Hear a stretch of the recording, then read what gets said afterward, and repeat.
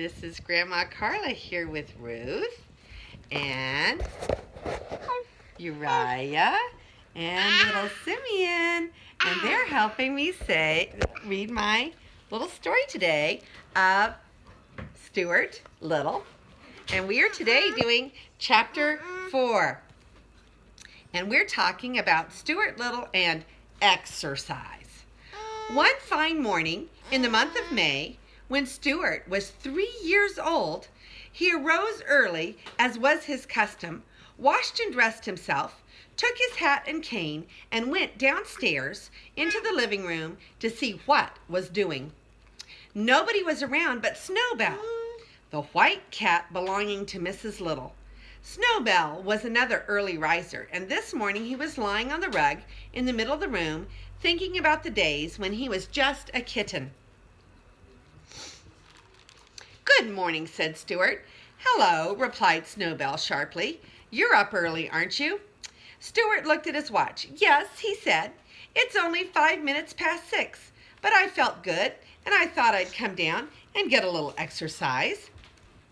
"I should think you'd get all the exercise you want up there in the bathroom, banging around, waking all the rest of us, trying to get that water started so that you can brush your teeth. Your teeth aren't really big enough to brush anyway. Want to see a good set? Look at mine." And Snowbell opened his mouth and showed 2 rows of gleaming white teeth, sharp as needles. "Very nice," said Stuart, "but mine are all right too, even though they're small. As for exercise, I take all I can get." "I bet my stomach muscles are firmer than yours." "I bet they're not," said the cat.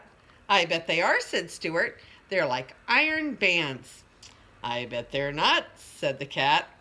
Stuart glanced around the room to see what he could do to prove to Snowbell what good stomach muscles he had. He spied the drawn window shade on the east window, with its shade cord and ring like a trapeze, and it gave him an idea. Climbing to the windowsill, he took off his hat and laid down his cane. "You can't do this," he said to the cat, and he ran and jumped onto the ring, the way acrobats do in a circus, meaning to pull himself up. A surprise thing happened. Stuart had taken such a hard jump that it started the shade. With a loud snap, the shade flew up clear to the top of the window, dragging Stuart along with it and rolling him up inside so that he couldn't budge.